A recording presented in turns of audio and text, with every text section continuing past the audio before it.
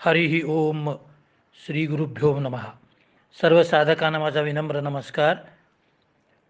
साधक हो, आपण ऐतरेय उपनिषद या उपनिषदाचा पहिला खंड काल पूर्ण केलेला आहे. आता दुसऱ्या खंडाकडे आपण वळणार आहोत. दुसऱ्या खंडामध्ये पहिल्या मंत्रात सांगतात, ता एता देवताः सृष्ट्या अस्मिन् महत्यर्णवे प्रापतंस्तस्य अनाशाय पिपासाम्य अन्वरजतात ताम एनम अब्रूयान आयतनम नहा प्रजानिहि यस्मिन् प्रतिष्ठिता अन्नम आदिमेतम. परमात्म्याने रचलेली एताः सृष्ट्या, ही सृष्टी, देवताः अस्मिन्, अग्नी इत्यादी देवता, महती अर्णवे, संसाररूपी महान सागरामध्ये उपस्थित झाले. म्हणजेच काय, तर सगळ्या देवता या विश्वामध्ये उपस्थित येऊन राहिल्या. आता त्या प्रत्येक देवताला परमात्म्याने काही काही असं या सृष्टीचं चलनवलन होण्यासाठी काही काही कामं वाटून दिलेली आहेत. अशा या सर्व देवता एकत्र आलेल्या आहेत. आशननम पिपासाभ्याम, त्यांना भूक आणि तहान लागलेली आहे. तेव्हा अग्नी आणि सगळी देवता परमात्म्याकडे गेलेली आहेत आणि काय म्हणाली, नहा आयतनम प्रजानिही, आमच्यासाठी एकेका स्थानाची व्यवस्था करा. यस्मिन प्रतिष्ठिताः अन्नम आदाम इति, ज्या ठिकाणी आम्ही राहून अन्न भक्षण करू शकू. आता याचा सविस्तर अर्थ बघूया. एक, पहिला मुद्दा काय, परमात्म्याने ही सगळी सृष्टी रचली, त्यामध्ये अग्नी वगैरे सगळ्या देवतांची निर्मिती केली. त्या सगळ्या देवता या संसाररूपी महान समुद्रामध्ये आल्या. हिरण्यगर्भ पुरुषाच्या शरीरातून उत्पन्न झाल्यानंतर या सगळ्या देवतांना कोणत्या तरी विशिष्ट स्थानाची आवश्यकता भासू लागली, की ज्या ठिकाणी त्यांना आपलं तहान भूक वगैरे सगळ्या गोष्टी या नित्यनियमाने करता आल्या पाहिजेत. ही सगळी देवता मंडळी परमात्म्याकडे गेली आणि म्हणाली, हे परमात्मा, आमच्यासाठी अशी व्यवस्था करा की जिथं राहून आम्ही लोक आमची भूक आणि तहान याची व्यवस्था करू शकू.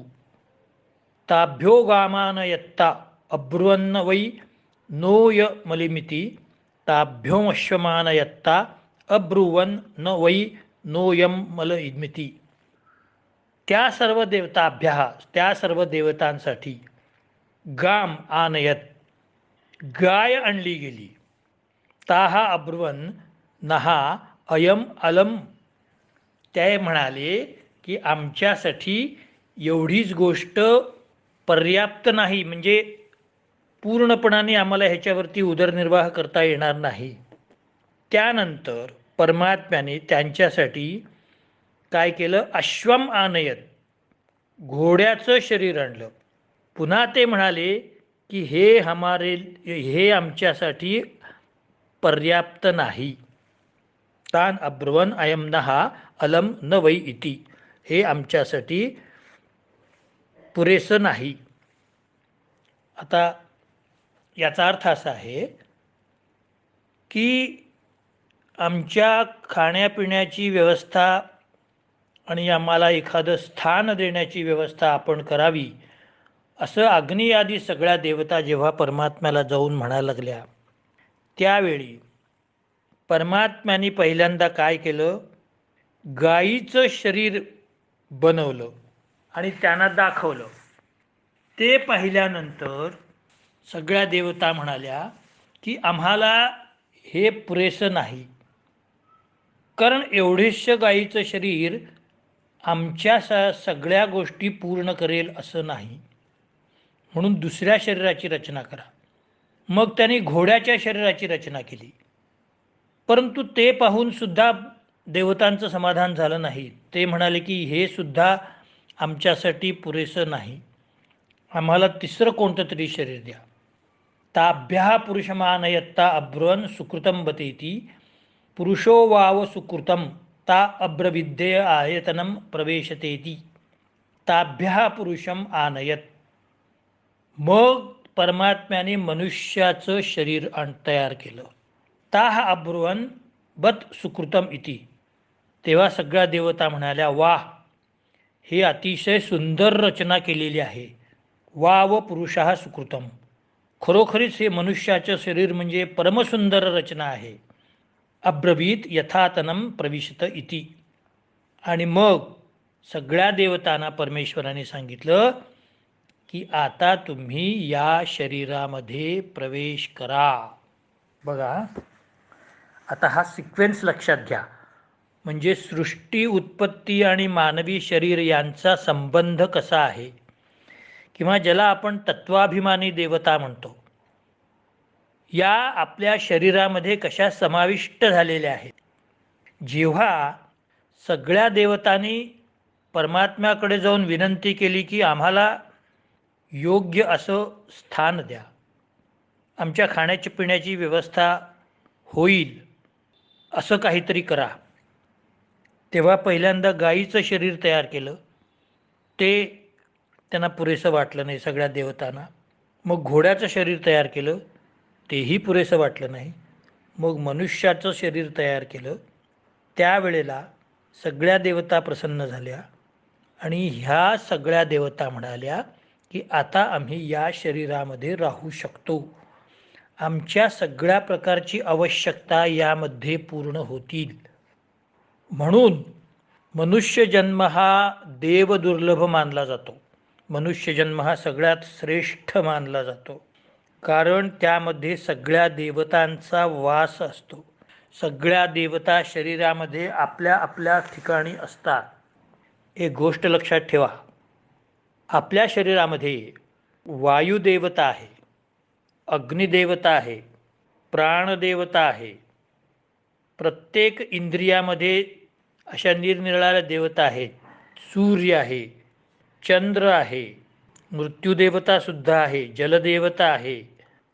मग ह्या सगळ्या देवतांनी आपापल्या स्थानामध्ये मनुष्य शरीरामध्ये प्रवेश केलेला आहे. म्हणून आपलं कोणतंही इंद्रिय हे नेहमी स्वच्छ ठेवायचं असतं, नाहीतर आत असलेल्या देवतांचा अपमान होतो. पुढं सांगतायत, अग्निर्वाग भूत्वा मुखम प्रविशयद्वायुः प्राणो भूत्वा नासिके प्रविशादित्यश्चक्षु भूत्वा वक्षिणी भविष्यद्दिशः श्रोत्रं भूत्वा कर्णौ प्रविशन्नो षदिवनस्पतयो लोमानि भूत्वा त्वचं प्रविश्यन्तश्चन्द्रमा मनो भूत्वा हृदयं प्रविश्यन् मृत्युपानो भूत्वा नाभिं प्रविशदापो रेतो भूत्वा शिश्नं प्रविशवन. आता कोणत्या कोणत्या ठिकाणी शरीरामध्ये, मानवी शरीरामध्ये कोणत्या कोणत्या देवता आहेत याचं विवेचन केलेलं आहे. अग्निही वाक भूत्वा, अग्निदेवता वागेंद्रियामध्ये आहे. मुखम प्रविशती, मुखामध्ये प्रविष्ट झालेली आहे. वायुदेवता प्राणः भूत्वा नासिके प्रविशत, वायुदेवता प्राण बनून नासिके, नाकामध्ये प्रविष्ट झालेली आहे. आदित्य चक्षुः भूत्वा अक्षिणी प्रविशत, सूर्य नेत्रामध्ये किंवा डोळ्यामध्ये जाऊन तेथे प्रविष्ट झालेला आहे. दिशा हा श्रोत्रम भूत्वा कर्णो प्रविशन, दिशा कानामध्ये जाऊन, श्रोत्रेंद्रियामध्ये जाऊन प्रविष्ट झालेल्या आहेत. औषधी वनस्पतयः लोमानी रोएं भूत्वा त्वचं प्रविशन, औषधी आणि वनस्पती रोम आणि केस बनून त्वचेमध्ये प्रविष्ट झालेले आहेत. चंद्रमा मनः भूत्वा हृदयं प्रविशत, चंद्र मन बनून हृदयामध्ये प्रविष्ट झालेला आहे. मृत्युः अपानवायू भूत्वा नाभिं प्रविशत, मृत्यूदेवता अपानवायू बनून नाभीमध्ये प्रविष्ट झालेली आहे. आपहा रेत भूत्वा शिश्नं प्रविशन, जल महाभूत वीर्य बनून शिश्नामध्ये प्रविष्ट झालेली आहे. आता बघा, परमात्म्याने सगळ्या देवतांना सांगितलं की तुम्ही मानवी शरीरामध्ये तुम्हाला योग्य असं स्थान तुम्ही ग्रहण करा. मानवी शरीर सगळ्या या देवतांना पसंत पडलेलं आहे. आता या ठिकाणी एक गोष्ट लक्षात ठेवली पाहिजे. प्रत्येक इंद्रियाची एक तत्वाभिमानी देवता आहे. तत्वाभिमानी देवता म्हणजे काय?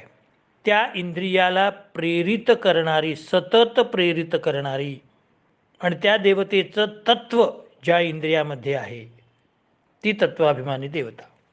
आता वाघ इंद्रियामध्ये अग्नी आहे, तर वाघ इंद्रिय हे कर्मेंद्रिय आहे. त्या ठिकाणी अग्निदेवतेचं तत्व आहे, म्हणून ती मुखामध्ये प्रविष्ट झालेली आहे. वायुदेवतेचं तत्व काय आहे? प्राण, म्हणून ती नासिकेमध्ये प्रविष्ट झालेली आहे. त्यानंतर वरुण देवता जिभेमध्ये गेलेली आहे, जिथं रुची समजते. या प्राणेंद्रियामध्ये अश्विनी कुमाराने प्रविष्ट केलेलं आहे. सूर्यदेवता प्रकाशमान आहे, म्हणून तिने डोळ्यामध्ये प्रवेश केलेला आहे, कारण प्रकाश डोळ्यालाच दिसतो. सगळ्या दिशाकडून ध्वनी ऐकू आला पाहिजे म्हणून दिशाभिमानी देवता श्रोत्रेंद्रियामध्ये म्हणजे कानामध्ये गेलेली आहे. औषधी वनस्पती रोम आणि त्वचेमध्ये गेलेले आहेत, कारण त्वक संवरणे म्हणजे त्वचा ही संपूर्ण शरीराला झाकून ठेवते आणि बाहेरच्या वाईट गोष्टींचा संसर्ग येऊन रोग होऊ नयेत म्हणून सर्व औषधी वनस्पती या त्वचेमध्ये गेलेल्या आहेत. त्यानंतर मृत्यूदेवता ही अपान वायूच्या रूपाने नाभीमध्ये प्रविष्ट झालेली आहे. जलदेवता वीर्य बनून जननेंद्रियात प्रविष्ट झालेली आहे. अशा प्रकारे सगळ्या देवतांनी इंद्रियांच्या रूपामध्ये आपल्या आपल्या उपयुक्त स्थानामध्ये प्रवेश केलेला आहे. तमशनाया पिपासे अब्रूतामावाभ्याम प्रजानिहिती ते अब्रवीत स्वेवं वाम देवता स्व भजाम्यसेतु भगिन्यौ करोमिति तस्माद्यस्यैकस्यै च देवतै हविगृह्यते भगिन्यामेवास्याम वशनाय पिपासे भवतः. तम वशनाय पिपासे अभृतम, त्या परमात्म्यापासून भूक आणि तहान हे दोन्ही यांची व्यवस्था करण्यासाठी काहीतरी मागू लागलेले आहेत. आवाभ्याम अप्रजानीही, आमची व्यवस्था करा. इति, हे ऐकून अब्रवीत, परमात्मा म्हणाले की वाम एतासु देवतासु एवही आजभिही, मी तुम्हाला या देवतेचा भाग देतो. या देवतांमध्ये तुम्हीच भागीदार आहात, म्हणून देवतायै हविही गृह्यते, देवतांसाठी जे भिन्न भिन्न भाग आहेत, देवतांकडून जे ग्रहण केले जातात, त्याचे भागीदार तुम्ही व्हा. अतिशय महत्त्वाचा श्लोक आहे, अतिशय महत्त्वाचा मंत्र आहे. या ठिकाणी एक रूपक सांगितले त्याने. काय घेतले रूपक? की सगळ्या देवतांची राहण्याची व्यवस्था झाली, पण त्या देवतांच्या खाण्यापिण्याची व्यवस्था काय, हा प्रश्न या ठिकाणी आलेला आहे. खाण्यापिण्याची व्यवस्था काय असं विचारल्यानंतर परमात्मा सांगतात की देवतांना तुम्ही जे हवी द्याल, जो नैवेद्य द्याल, मानवी शरीर जे नैवेद्य द्याल, तेच तुमचं भूक आणि तहान मिटवणारं साधन असेल. याचा अर्थ काय? याचा फार अर्थ गर्भित आहे बरं का. म्हणजे दररोज पूजा केल्यानंतर नैवेद्य दाखवायचं आहे, पाणी ठेवायचं आहे, विडा ठेवायचा आहे, कारण भगवंताला अर्पण केल्यानंतरच मग ते मानवी शरीराने ग्रहण करायचं आहे. हा या मंत्रातला गर्भित अर्थ आहे. परमात्म्याने स्पष्ट सांगितलेलं आहे की तहान आणि भूक यांच्यासाठी स्वतंत्र स्थान निर्माण करण्याची आवश्यकता नाही. अग्नी, वायू, अश्विनी कुमार, चंद्र, सूर्य ह्या सगळ्या देवता आहेत. यांना मानवी शरीरामध्ये राहिल्यानंतर तहान भूक लागणार आहेच. मग त्याची व्यवस्था काय करायची? मग ती व्यवस्था करण्यासाठी भगवंतानी सांगितलं काय परमात्म्याने, की ह्या सगळ्या ज्या देवता आहेत या देवता भगवंताला जो नैवेद्य दाखवला जातील त्यातला भाग ग्रहण करत असतातच. तोच तुमचा ग्रहण करण्याचा भाग समजा. म्हणजे या ठिकाणी आपली जी संस्कृती आहे, आपण समोर ताट ठेवून त्याला पाणी फिरवतो, म्हणजे हे आपण शरीरातल्या सगळ्या देवतांना नैवेद्य दाखवतो. हे आपण लक्षात घेतलं पाहिजे. इतक्या सगळ्या देवतांना उपाशी ठेवायचं नाही. ज्ञानेश्वरीमध्ये सुद्धा सांगितलेले आहे की तुम्ही उपोषण न करणे आणि शरीराचे हाल न करणे. ज्ञानेश्वरीच्या 3ऱ्या अध्यायामध्ये 82वी ओवी आहे. शरीराचे हाल करून तुम्ही देवदर्शन करू नका. व्यवस्थित खाणं पिणं करा आणि मग देवाला जा. नाहीतर कधी एकदा देवदर्शन होईल आणि कधी एकदा मी जेवण करीन असं म्हटल्यानंतर देवाकडे लक्ष लागत नाही. म्हणून एक गोष्ट नेहमी लक्षात ठेवायची, आपल्या शरीरामध्ये बऱ्याच देवता आहेत ज्याला आपण इनबिल्ट म्हणतो.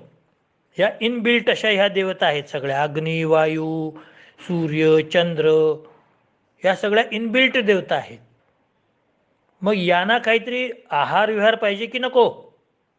यांचा आहार काय तर आपण जे खातो. आपण कधी खातो? देवाला नैवेद्य दाखवल्यानंतर, आपल्या जाठराग्नीला नैवेद्य दाखवल्यानंतर. जाठरो भगवान अग्नी म्हणून ताटाभोवती पाणी फिरवणे, जेवताना देवाचं नाव घेणे. वदनी कवल घेता नाम घ्या श्रीहरीचे, सहज हवन होते नाम घेता फुगाचे. जीवन करी जीवित्वा अन्न हे पूर्ण ब्रह्म, उदर भरण नोहे जाणीजे यज्ञकर्म. हे जे आपल्याला लहानपणी शिकवलेलं आहे याचा अर्थ कसा आहे बघा, किती गूढ अर्थ आहे. साध्या 2 ओळी दिसतात. शरीरातल्या देवतांना तुम्ही उपाशी ठेवायचं नाही. मग तुमची इंद्रिय कार्य कसं करणार? एक गोष्ट लक्षात ठेवा, गाडीला पेट्रोल घातल्यानंतर फक्त टाकीपुरतंच काम करत नाही. पेट्रोल टाकीत असतं पण ते टाकीतच राहत नाही हो. ते पेट्रोल गाडीच्या सगळ्या भागामध्ये त्यांना प्रेरणा देण्यासाठी घातलेलं असतं. त्याच्यामुळं मोटर स्टार्ट होते. मोटर स्टार्ट झाली की चाकं फिरतात. चाकं फिरत झाली की गाडी पुढे जाते. हे जसं आहे तसं एकदा जाठराग्नीमध्ये हवन केल्यानंतर, अन्न घातल्यानंतर ते सगळ्या देवतांपर्यंत पोचतं. आता या ठिकाणी 2रा खंड संपलेला आहे. 3ऱ्या खंडातला पहिला श्लोक बघूया. स ईक्षते मे नु लोकाश्च लोकपालाश्चन्न मे भ्याहा सृजा इति. त्याने पुन्हा विचार केला की सगळे लोक लोकपाल यांच्यासाठी मला अन्नम सृजई इति, मला अन्नाची सृष्टी निर्माण केली पाहिजे. भगवंताने काय विचार केला? 6 म्हणजे परमात्मा. आता मानवी शरीराला आहार पाहिजे म्हटल्यानंतर मला आहार निर्माण करायला पाहिजे. मग अन्नाची सृष्टी त्यांनी निर्माण करायचा विचार केला.